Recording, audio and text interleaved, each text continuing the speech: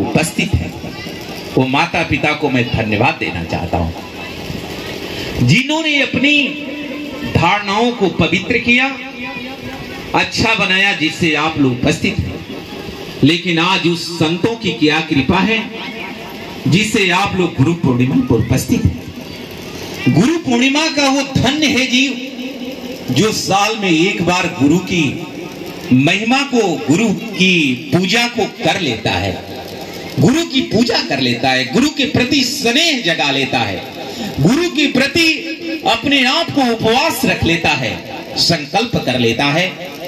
ऐसा जीव बड़ा महान है, क्योंकि वो महान ऐसे नहीं हो सकता बिना गुरु का। इस जगत में कोई भी महान हुआ है तो उसके पीछे गुरु का हाथ है। यदि कोई बच्चा भी महान बना है तो उसके पीछे माता पिता का हाथ है, गुरुजनों का हाथ है।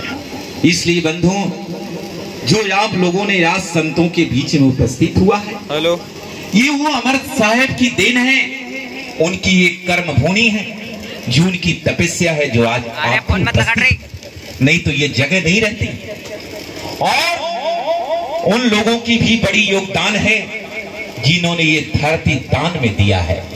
आज ये दान दे करके आज ये सारी व्यवस्था को, आज भैंसा खेड़ी के जिन राजपूत समाज से ये दान हुआ है उनको भी धन्यवाद देता हूं, जो आज यहाँ ठहरने का स्थान दिया, जिससे अमर साहब, सभी संत, आज सभी भक्त उपस्थित हैं। ये दान एक बहुत बड़ा महत्व है। ये धन का ये तीन ही महत्व है बंधुओं।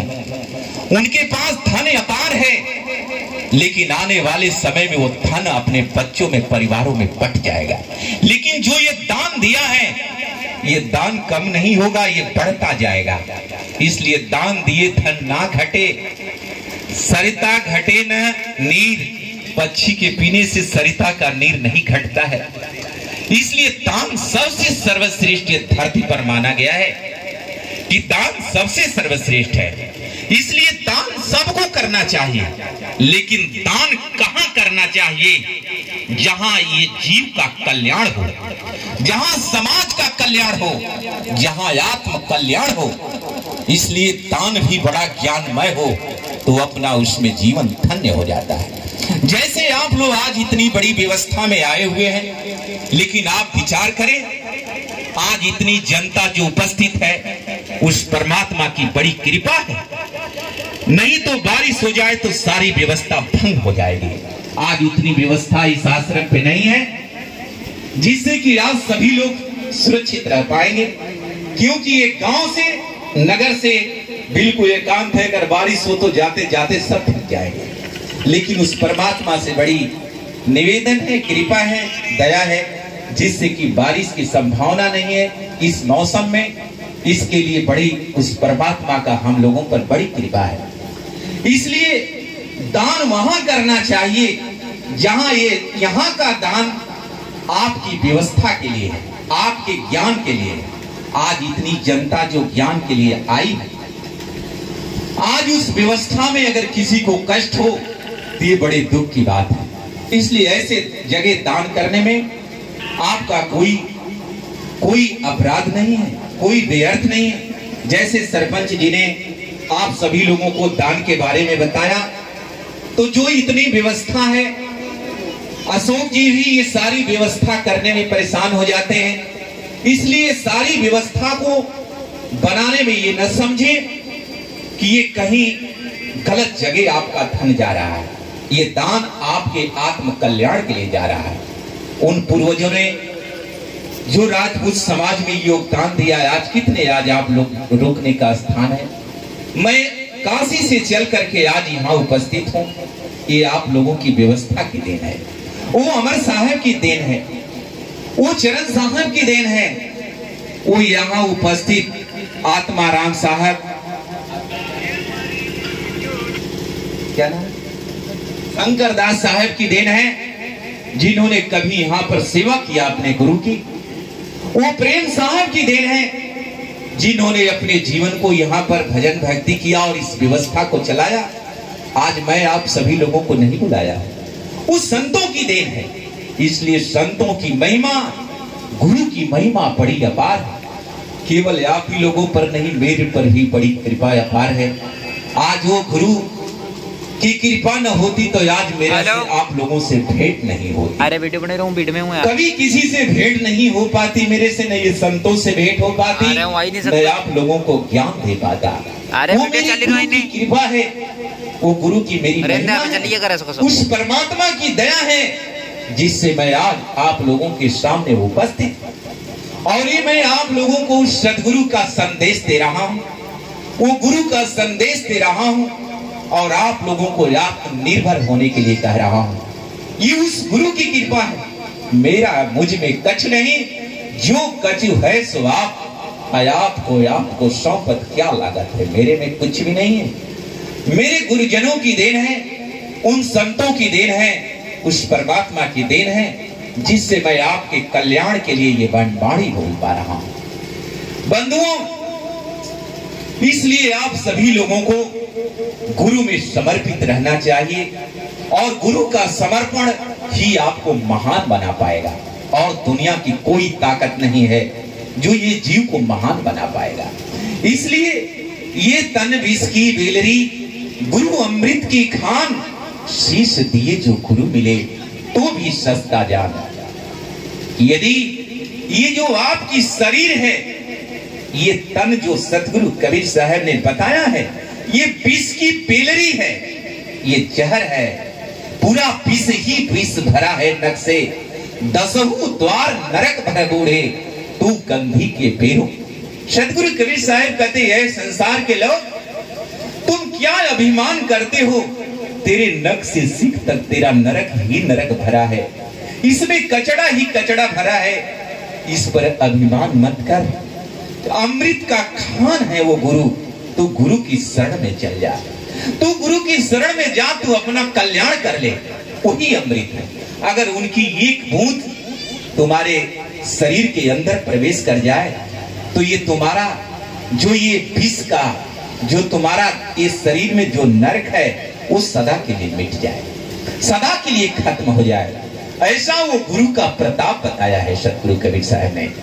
बंधुओं, गुरु की महिमा ये धरती पर कोई गाने से बहुत उसके जबान में ताकत नहीं कि जो गुरु का वर्णन कर सके।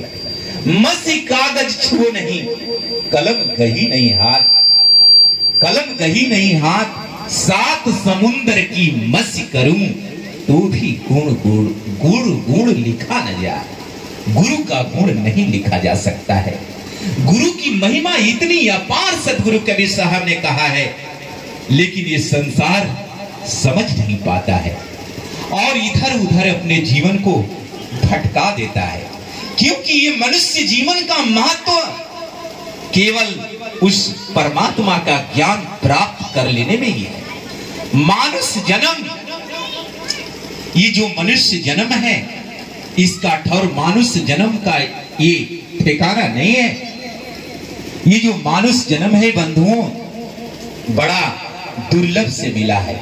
मानुष जन्म दुर्लभ है, बहुर न मिले दूजी बार, अब पक्का फर जो गिर पड़ा बहुर न लागे डार। बड़ा दुर्लभ से मिला है। ये माता पिता तो जो आपको गर्भ से दिया है, और कैसे आप गर्भ में आए हैं, कैसे आपका मानव शरीर मिला है, यही बात आप जानते नहीं। इस न जानने के कारण आप संसार के मोह माया में फंस जाते हैं, और इससे क्या प्राप्त करना चाहिए ये ज्ञान कर नहीं पाते इस मोह माया के कारण, और जीवन व्यर्थ चला जाता है। मनुष्य का जन्म है, मानुष हो के नाम हुआ। ये जो मनुष्य है, सतगुरु कबीर साहब कह रहे हैं, ये जो आपकी जो शरीर मिली है, मनुष्य से तो मनुष्य ही पैदा होता है बंधुओं, ये सत्य है। लेकिन ये मनुष्य की शरीर तो प्राप्त हो जाए, लेकिन मर जाए तो ये मनुष्य हो जाए, इस बात का ठिकाना नहीं है। ये बात हम आप तो नहीं जानते हैं, लेकिन वो परमात्मा सतगुरु कबीर साहब कह रहे हैं, मानुष होके नाम हुआ, मुआ सो डांगर डोर, एक जीव ठोर लागा, भया सो हाथ ना गुरुजी कने। ये कोई ये धरती पर मनुष्य से के योनि से तो रहा जाता है, लेकिन फिर मनुष्य की योनि में मरने के बाद कोई भरोसा नहीं की जाए। ये बात सतगुरु कबीर साहब बता रहे हैं। सतगुरु कबीर साहब ये क्यों बताते, ये संसार क्यों नहीं बता पाता है, ये जीव क्यों नहीं जान पाता है? क्योंकि ये सब कुछ देख नहीं पाता है। वो कहते हैं कि मैं सब कुछ देखते हैं बंधु, क्योंकि वो परमात्मा है। परमात्मा के सामने कोई भूत और भविष्य और वर्तमान कुछ नहीं, वो सब निरंतर देखते हैं। तू कहते हो कागज की लेखी, मैं कहता हूँ आंखों की देखी, वो सब कुछ देख रहे हैं, इसलिए जीव को सब कुछ कहते गए। लेकिन हम और आप जो कह रहे हैं वो सदगुरु के ज्ञान से कह रहे हैं, और इस संसार में जो संत महात्माओं ने जो मेरे को सिखाया वो मैं कह रहा हूँ। लेकिन सत्य कौन है? वो परमात्मा है, वो सब कुछ देख रहे हैं। मैं उनके ज्ञान से कह रहा हूं और उनके ज्ञान का साधन भजन करके कह रहा हूं कि संपूर्ण सत्य ही उनकी वाणी है। इसलिए साहब सब देख रहे हैं, इसलिए कह रहे हैं संसार के लोग, ये जीवन पर भरोसा मत करो, इस संसार में इस जीवन को मत खो। ये हीरा है, हीरा जन्म अनमोल है। हीरा कैसा है, इसको संसार में मत खो। कहवा गवाई हीरा मनिया हो, मन कैला भजनिया। एक भजन है, शायद कहे तू हीरा मणि को कहां भजन, इसको हेरवा रहे हो, खो रहे हो, और इसमें तुम कचड़े में खो रहे हो। मोरी हीरवा हेराई गई कचड़े में, मोरी हीरवा हेरा गई कचड़े में। करे साहेब की मोर जो हीरा है वो कचड़ा में हेरा गया है। हीरा कौन सा? ये आत्म तत्व, ये जो आत्मा आपकी, ये जो चैतन्य है, ये हीरा के समान है बंधुओं। अगर ये खो जाए तो ये शरीर का कोई मोल नहीं है। इतना सुंदर शरीर है, अगर ये चेतना निकल जाए तो इसको माता पिता भी नहीं रख पाएंगे, आपका अड़ोस पड़ोस कोई नहीं रखेगा, सीधा ले जाएगा और जल्दी से जल्दी इसको जला के राख कर देगा, क्योंकि ये पास देने लगेगी, ये महकने लगेगी। इसको कोई रखने को तैयार नहीं। इतने प्यार से लाड से कोई पाला पोसा है, और वहां रोने के सिवा कोई काम बुद्धि नहीं काम करेगी। इसलिए ये शरीर का मोल को समझना होगा। असली क्या तत्व है? वो आत्म तत्व। इसी से साहेब कह रहे कि मोल करो तलवार का, पड़ा रहने दो म्यान। सतगुरु कबीर साहब कहते कि तुम मोल तलवार का कर। म्यान किसी की गर्दन नहीं काटती है, तलवार काटती है। तुम्हें युद्ध में लड़ने की ताकत, शत्रुओं को परास्त करने की ताकत ये तलवार करती है, ये म्यान नहीं करती है जिसमें तलवार रहती है। उसी प्रकार से ये जो शरीर है ये म्यान है, तलवार वो जो आत्मा है, उस आत्म तत्व का मोल करना है। वही आपका परमानंद है। आत्मा निकल जाए तो इसका कोई मोल नहीं। इसलिए सतगुरु कबीर साहब गुरु की महत्व को ये कौन बता रहा है? संत सगा और गुरु सगा, और सगा सतनाम कहे साहिब ये जीव का 3 ठौर विश्राम। बंधुओं, इस संसार में 3 ठौर क्यों विश्राम बताया गया है? क्योंकि इस बात को किसी ने नहीं आपको बताया होगा, आपका पड़ोसी नहीं बताया होगा कि तुम्हारी आत्मा ही मेन है। उन्होंने अपने मोह माया से आपको पालते हैं, लेकिन आपका मुक्ति का मार्ग नहीं बताते हैं। उनका दोष नहीं है, बशर्ते उनको ज्ञान नहीं है। यदि आपको भी ज्ञान हो जाए तो उस परमात्मा से आप नहीं चाहेंगे कि मेरा औलाद, मेरे बच्चे, मेरे माता पिता उस परमात्मा से वंचित हो जाए, उस परमात्मा को पाने से दूर हो जाए। बशर्ते उस परमात्मा का बोध नहीं हो पा रहा है, यही इस जीव का दुर्भाग्य है। जिसको उस परमात्मा का बोध हो जाए वो पूरे संसार को उस परमात्मा की शरण में देखना चाहता है, उसको कहते हैं संत। इसीलिए संत को सगा कहा गया है, क्योंकि वो आपके आत्म कल्याण चाहते हैं। आपकी आत्मा को इस संसार के भवसागर में भटकना नहीं देना चाहते। आपके माता पिता भी ऐसे नहीं है जो आपको भटकना नहीं देना चाहते, बशर्ते उनको ज्ञान नहीं है। यदि वो ज्ञान, मैं भी किसी माता पिता का ही पुत्र हूं, लेकिन मेरा भी गर्व से, लेकिन मुझे ज्ञान है। लेकिन यदि मेरे परिवार, मेरे लोग यदि मेरी बात को इनकार करें तो मैं उनको इनकार कर देता हूं, मैं स्वीकार उन्हीं को करता हूं जो उस परमात्मा को स्वीकार करता है। लेकिन मैं उसे हर प्रकार से बताता हूं कि परमात्मा का ज्ञान किसी प्रकार से झूठा नहीं है। यदि तुम्हारा ज्ञान सत्य है तो मुझे बता दो, मैं तुम्हारा शरण में हूं, मैं तुम्हारा दास बन जाता हूं। लेकिन उस परमात्मा के अतिरिक्त कुछ अगर सत्य है, इस आत्मा के अतिरिक्त कोई आपको सत्य है, तो आप मुझे ज्ञान बता दो, मैं आपकी शरण में हो जाऊं। क्यों मैं इस संसार से बाहर होके भटक रहा हूं? लेकिन उस संतों की महिमा और ज्ञान उस सतगुरु का विचार करने को आपको कह रही है कि विवेक करिए। ये आत्मा अगर निकल जाए तो आपको कौन पूछने वाला है, कौन आपको जानने वाला है? इसलिए उस आत्म के लिए ज्ञान बताते हैं सदगुरु कबीर साहब, बंदे कर ले आप निवेरा, आप जियत लखो आप ठौर करो, मुए कहां घर तेरा। सतगुरु कबीर साहब कहते हैं, ये संसार के लोग, आए बंदे, तुम अपने लिए न्याय क्यों नहीं कर लेते हो?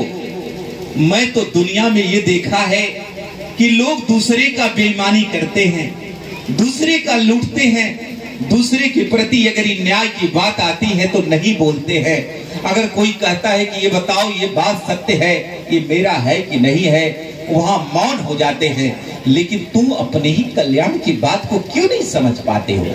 मैं समझा रहा हूं कि आत्मा ही महत्वपूर्ण है, इसका तू ज्ञान कर। ये संसार में भटक रही है, तू क्यों नहीं मान पा रहा है? तू यहाँ अपार दुख पा रहा है, तू मेरी बात को क्यों नहीं समझ रहा है? तू न्याय अपने लिए क्यों नहीं कर रहा है? मैं ये नहीं कहता तू मेरी पूजा कर, मैं ये नहीं कहता तू मेरी सेवा कर। मुझे तेरी सेवा का प्यास नहीं है, मुझे तेरे कल्याण की प्यास है। मैं तेरा कल्याण चाहता हूं। तू जानता नहीं है, तू ये शरीर को ही जानता है, ये शरीर कुछ नहीं है। पानी माँ ही बतासा संतो, पानी माँ ही बतासा, यही तन का तमाशा संतो, ये तन का यही तमाशा। ये तन का ये क्या तमाशा है? जैसे पानी में बतासा आप डाल दो तो देखते देखते कर जाता है, उसी प्रकार से ये जीवन है आपका। देखते देखते बालेपन से जवानी आ जाती है, देखते देखते ढलानी आ जाती है, देखते देखते वृद्ध अवस्था आ जाता है। फिर भी आप समझ नहीं पाते हैं। जब बल थक जाता है, जब शरीर में रोग घेर लेता है, तब कहते हैं मैं वृद्ध हो गया हूँ, रोग घेर लिया है, मुझे कुछ चला नहीं जाता, कुछ किया नहीं जाता।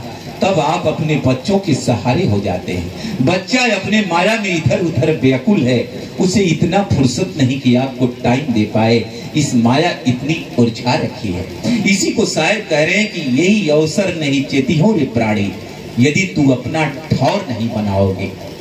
यही शायद करे कि मानुष जन्म जो है इसका ठौर नहीं है। कभी हाथी, कभी घोड़ा, कभी बैल। ये कौन हाथी घोड़ा बैल में जा रहा है? ये चेतना जा रही है, ये आत्मा। इसको ज्ञान, यही ज्ञान करना है, यही ज्ञान करना है। इसी के लिए गुरु बनाना है, इसी के लिए गुरु को जानना है, इसी के लिए ये संसार में गुरुओं ने ये गुरु पूर्णिमा का महत्व को रखा है। इसीलिए आप लोग अपने बहुमूल्य समय को दिया है। इसी के लिए कोई जो जान जाता है वो संसार से अलग होकर संत हो जाता है, उस परमात्मा के सामने में लग जाता है। यही अवसर नहीं चेतियों रे प्राणी, अंत समय कोई नहीं काट तेरा, कोई तेरा नहीं होने वाला है। कहे कबीर यही अवसर नहीं जाने और आगे कठिन काल का घेरा। आगे बड़ी कठिन का काल का घेरा है, आगे इतना कठिन का काल का घेरा है जो ये जीव को सहा नहीं जाएगा। जो यहाँ एक रोग हो जाए तो तमाम डॉक्टरों को दिखाना पड़ता है बंधुओं, लेकिन 84 लाख योनि का जो जीव जंतु है उनके पैर टूट जाते हैं। आप देखते होंगे रोड पर कितने पशुएं घवायल हो जाते हैं, उनका कोई इलाज करने वाला नहीं, जहां गिरते वहीं मर जाते हैं। लेकिन इसी एक जन्म मनुष्य का है जिसमें एक डॉक्टर, इतनी व्यवस्था अगर है कोई धरती पर, सारी व्यवस्था की जो जरूरत पड़ी एक मानव की पड़ी है, मनुष्य को। सारी व्यवस्था किसके लिए बनी है? मनुष्य के लिए। वैज्ञानिक, वैज्ञानिक, घर, मकान, सब कुछ। और 84 लाख में केवल एक जीव व्यवस्था में रहता है और कोई जीव व्यवस्था में नहीं रहता है बंधुओं। और उसी में अगर भजन न करे, भक्ति न करे, आत्मज्ञान न करे, तो उसी में जाना पड़ेगा। ये बात सतगुरु कबीर साहब स्वयं कह रहे हैं, ये बात मैं नहीं कह रहा हूं। ये आपकी आत्म कल्याण के लिए वो परमात्मा बता रहे हैं, वो परमात्मा ये धरती पर आए हैं। गुरु को कीजिए दंडवत, कोटि कोटि प्रणाम, कीट न जाने भृंग को गुरु कर ले आप समान। उस गुरु को